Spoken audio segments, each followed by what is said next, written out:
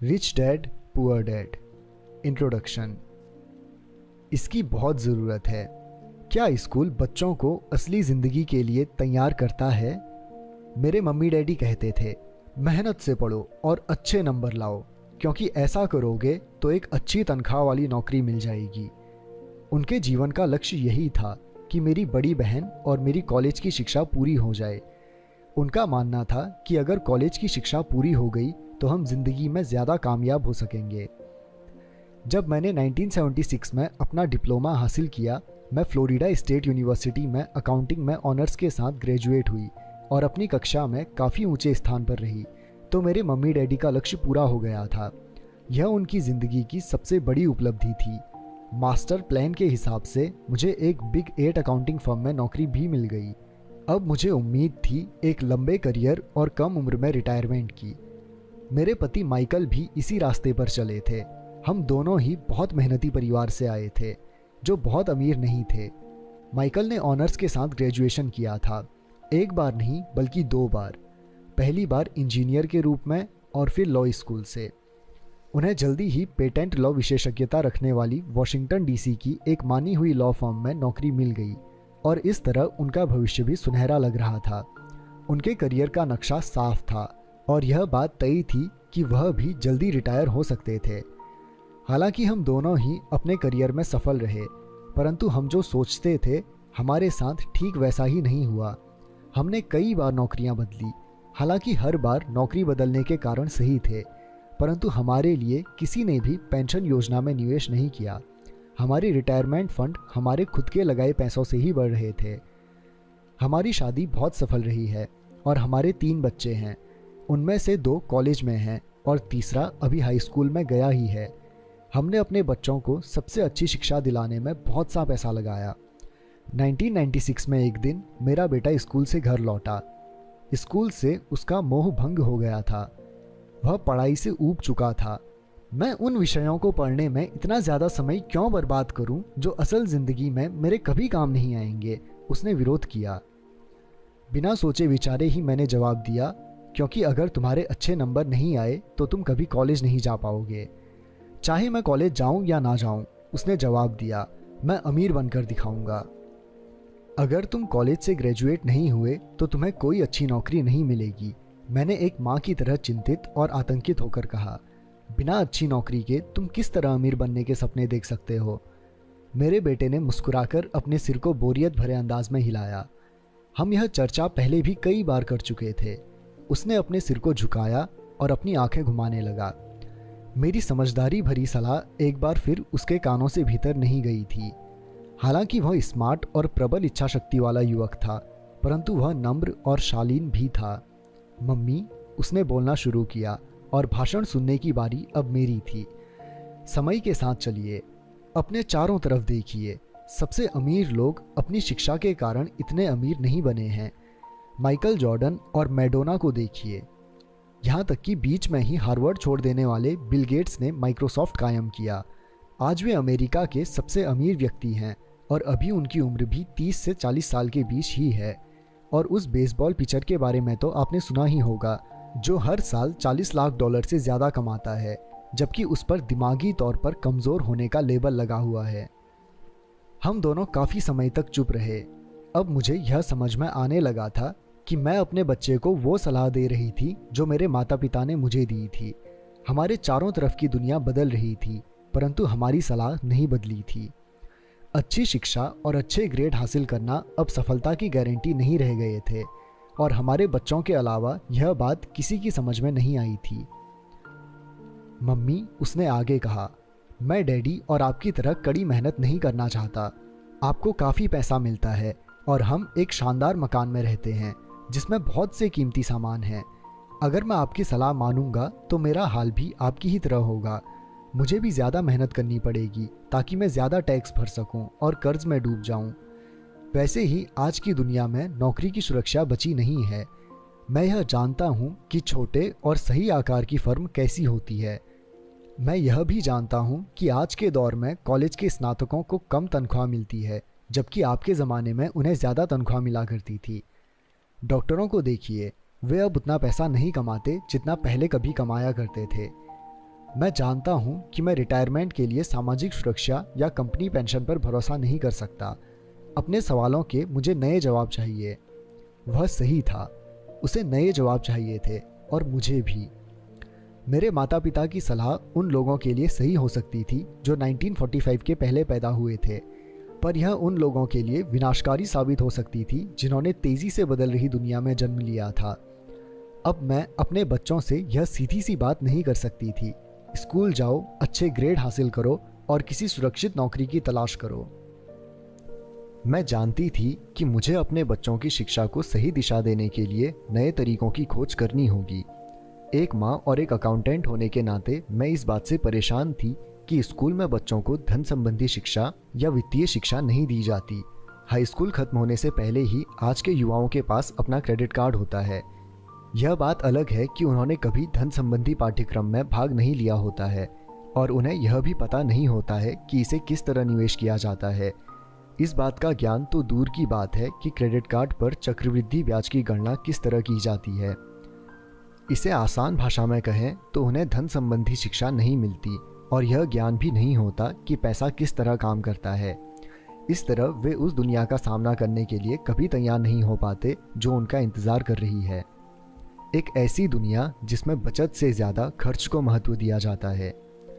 जब मेरा सबसे बड़ा बेटा कॉलेज के शुरुआती दिनों में अपने क्रेडिट कार्ड को लेकर कर्ज में डूब गया तो मैंने उसके क्रेडिट कार्ड को नष्ट करने में उसकी मदद की। साथ ही मैं ऐसी तरकीब भी खोजने लगी जिससे मेरे बच्चों में पैसे की समझ आ सके। पिछले साल एक दिन मेरे पति ने मुझे अपने ऑफिस से फ़ोन किया। मेरे सामने एक सज्जन बैठे हैं और मुझे लगता है कि तुम उससे मिलना चाहोगी, उन्होंने कहा। उनका नाम रॉबर्ट कियोसाकी है। वे एक व्यवसायी और निवेशक हैं तथा वे एक शैक्षणिक उत्पाद का पेटेंट करवाना चाहते हैं। मुझे लगता है कि तुम इसी चीज़ की तलाश कर रही थी जिसकी मुझे तलाश थी। मेरे पति माइक रॉबर्ट कियोसाकी द्वारा बनाए जा रहे शैक्षणिक उत्पाद कैश फ्लो से इतने प्रभावित थे कि उन्होंने इसके परीक्षण में हमें बुलवा लिया। यह एक शैक्षणिक खेल था, इसलिए मैंने स्थानीय विश्वविद्यालय में पढ़ रही अपनी 19 वर्षीय बेटी से भी पूछा कि क्या वह मेरे साथ चलेगी और वह तैयार हो गई। इस खेल में हम लगभग 15 लोग थे जो 3 समूहों में विभाजित थे। माइक सही थे, मैं इसी तरह के शैक्षणिक उत्पाद की खोज कर रही थी।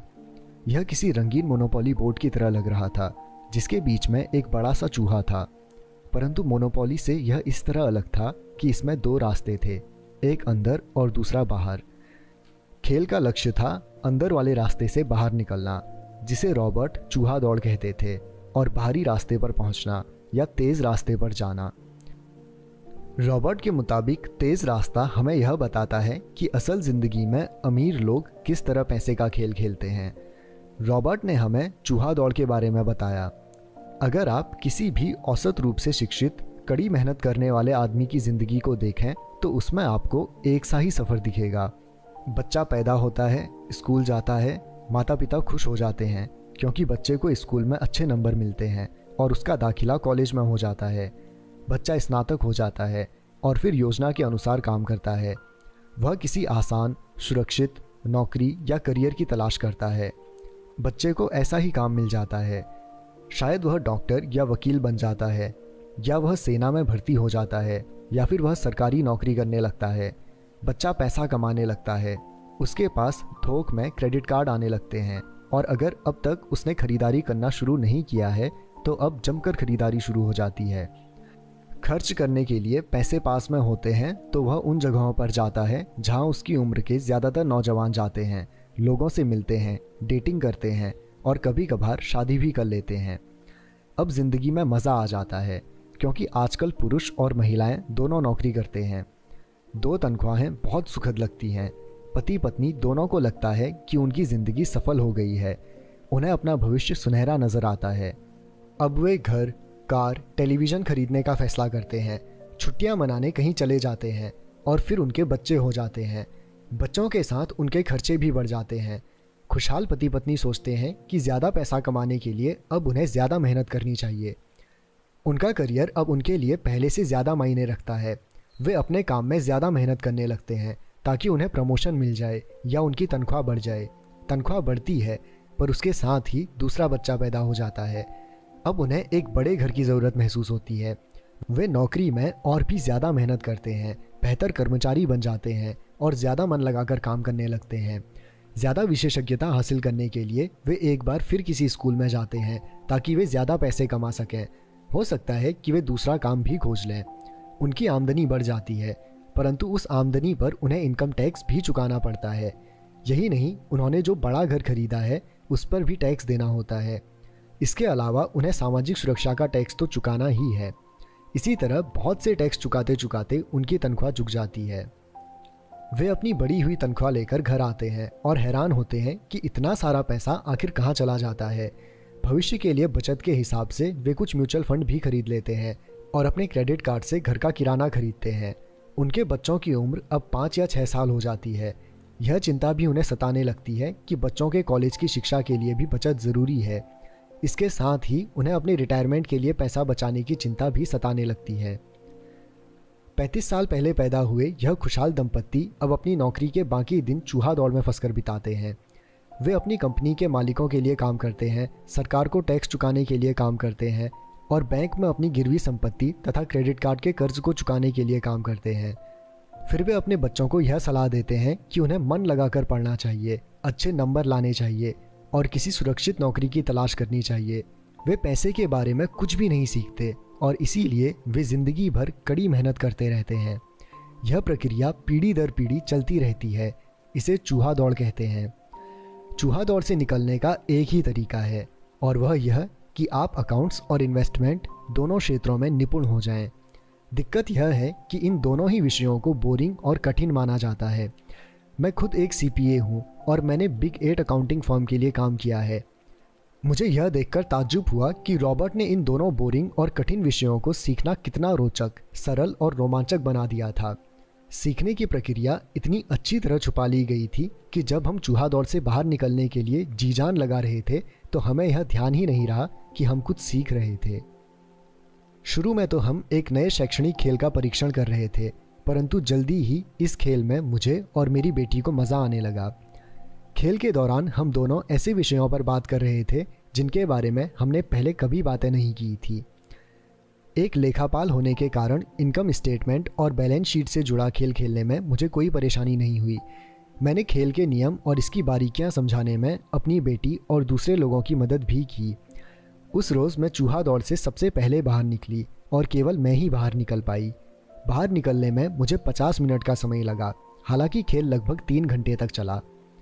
मेरी टेबल पर एक बैंकर बैठा था, इसके अलावा एक व्यवसायी था और एक कंप्यूटर प्रोग्रामर भी था।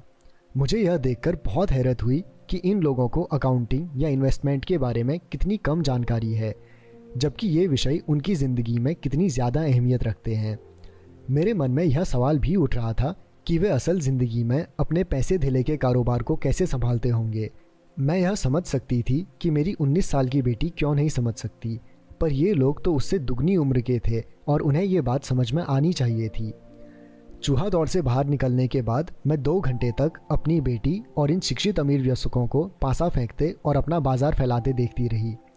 हालांकि मैं खुश थी कि वे लोग सामान्य अकाउंटिंग और इन्वेस्टमेंट के मूलभूत बिंदुओं के बारे में कितना कम जानते थे। उन्हें अपने इनकम स्टेटमेंट और अपनी बैलेंस शीट के आपसी संबंध को समझने में ही बहुत समय लगा। अपनी संपत्ति खरीदते और बेचते समय उन्हें ध्यान ही नहीं रहा कि हर सौदे से उनकी महीने की आमदनी पर असर पड़ रहा है। मैंने सोचा असल ज़िंदगी में ऐसे करोड़ों लोग होंगे जो पैसे के लिए सिर्फ इसलिए परेशान हो रहे हैं क्योंकि उन्होंने ये 2 विषय कभी नहीं पढ़े। मैंने मन में सोचा, भगवान का शुक्र है कि हमें मज़ा आ रहा है और हमारा लक्ष्य खेल में जीतना है। जब खेल खत्म हो गया तो रॉबर्ट ने हमें 15 मिनट तक कैश फ्लो पर चर्चा करने और इसकी समीक्षा करने के लिए कहा। मेरी टेबल पर बैठा व्यवसायी खुश नहीं था, उसे खेल पसंद नहीं आया था। मुझे यह सब जानने की कोई ज़रूरत नहीं है, उसने ज़ोर से कहा। मेरे पास इन सब के लिए अकाउंटेंट, बैंकर और वकील हैं जिन्हें ये सब मालूम है। रॉबर्ट का जवाब था, क्या आपने गौर किया है कि ऐसे बहुत से अकाउंटेंट हैं जो अमीर नहीं हैं, और यही हाल बैंकर्स, वकीलों, स्टॉक ब्रोकर्स और रियल इस्टेट ब्रोकर्स का भी है। वे बहुत कुछ जानते हैं और प्रायः वे लोग स्मार्ट होते हैं, परंतु उनमें से ज़्यादातर अमीर नहीं होते। चूँकि हमारे स्कूल में हमें वह सब नहीं सिखाते जो अमीर लोग जानते हैं। इसलिए हम इन लोगों से सलाह लेते हैं। परंतु एक दिन जब आप किसी हाईवे पर कार से जाते हैं, आप ट्रैफिक जाम में फंस जाते हैं। आप बाहर निकलने के लिए छटपटाते हैं। जब आप अपनी दाईं तरफ देखते हैं तो वहाँ आप देखते हैं कि आपका अकाउंटेंट भी उसी ट्रैफिक जाम में फंसा हुआ है। फिर आप अपनी बाईं तरफ देखते हैं और आपको वहाँ अपना बैंकर भी उसी हाल में नज़र आता है। इससे आपको हालात का अंदाज़ा हो जाएगा। कंप्यूटर प्रोग्रामर भी इस खेल से प्रभावित नहीं हुआ था। यह सीखने के लिए मैं सॉफ्टवेयर खरीद सकता हूँ। बैंकर ज़रूर प्रभावित हुआ था। मैंने स्कूल में अकाउंटिंग सीखी थी, परंतु मैं अब तक यह नहीं समझ पाया था कि इसे असल ज़िंदगी में किस तरह काम में लाया जाए। अब मैं समझ गया हूँ। मुझे चूहा दौड़ से बाहर निकलने के लिए खुद को तैयार करने की ज़रूरत है।